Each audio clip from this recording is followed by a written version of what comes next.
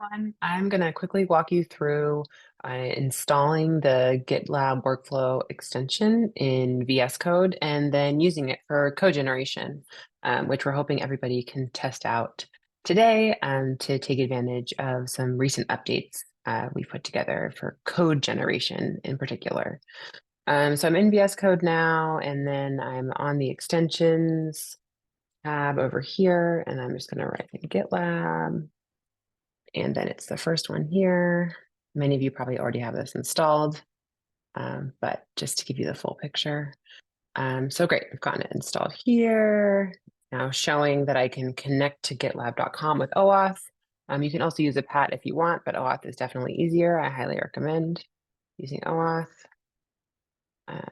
So click through, it asks me to authorize my account. I authorize. And my account has been added. Great. So now to test code generation, I have the GitLab monolith opened, and I was just in the label model, thinking about adding a new scope for some work that I'm doing.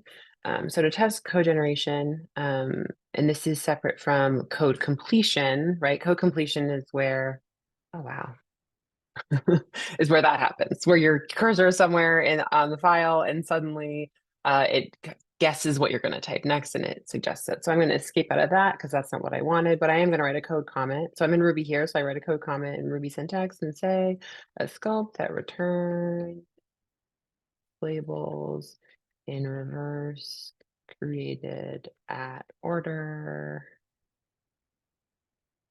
And then we'll see. Wait a second, this little icon says that it's thinking, and then it's coming out via stream. As you saw, it kind of comes out in little chunks like that. That's a new feature people have been working on. Great. So this looks like what I wanted. So I'm going to click tab to accept that. And I have successfully tested code generation in VS Code. So please test it and let us know what you think. Thanks.